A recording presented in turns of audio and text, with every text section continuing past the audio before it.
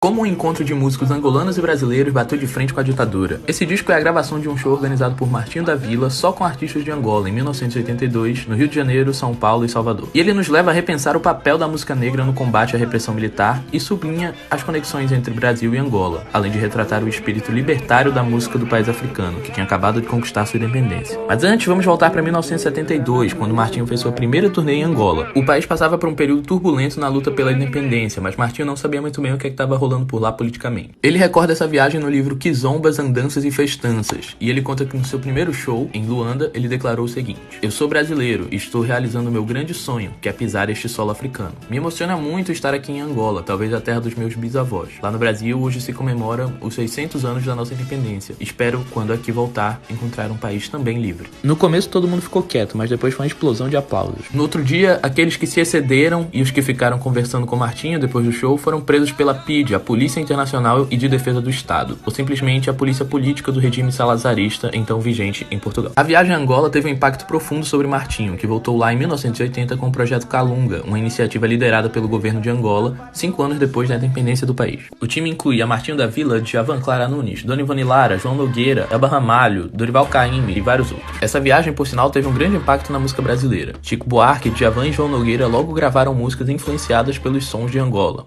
Samba vem lá de Angola, não vem da Bahia, não.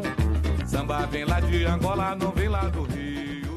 E claro, Martinho da Vila se conectou mais ainda com a música do país, gravando compositores e canções folclóricas de lá. Essa imersão do sambista na cultura angolana culminou nos shows e no disco Canto Livre de Angola, que foi lançado em 1982 pela RCA. O disco tem participação de André Mingas, Felipe Mukenga, Carlos Buriti e vários outros. Mas apesar de ter sido lançado por uma grande gravadora, o álbum praticamente não repercutiu na imprensa brasileira da época, e muito disso se deve por questões políticas. O Canto Livre de Angola foi produzido num contexto muito tenso e delicado das relações diplomáticas de Brasil e Angola. Desde o golpe de 1964, no contexto da Guerra Fria, o Brasil alinhou sua política externa aos Estados Unidos. Os militares e setores mais conservadores da direita viam a aliança do Brasil com o Ocidente como natural e até uma questão moral. Eles se opunham à aproximação com o chamado Terceiro Mundo, dizendo que o subdesenvolvimento do Brasil era temporário, como um simples atraso na Revolução Industrial, enquanto o subdesenvolvimento africano e asiático seria estrutural e por isso não se comparava com o caso brasileiro. Além disso, havia o combate ao fantasma do comunismo. A diplomata Márcia Amaro da Silva, que escreveu o livro A Independência de Angola, diz o seguinte: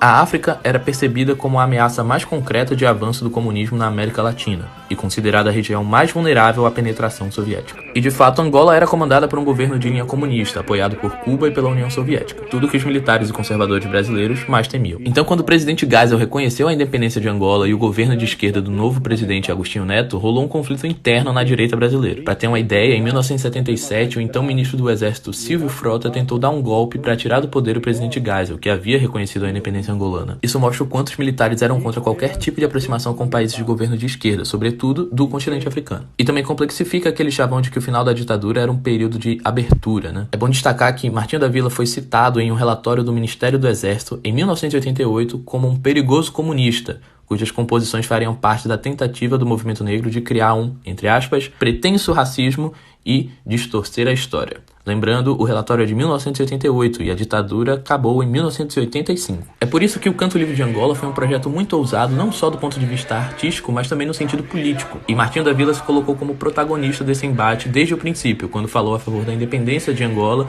e depois quando trouxe esses músicos para o Brasil.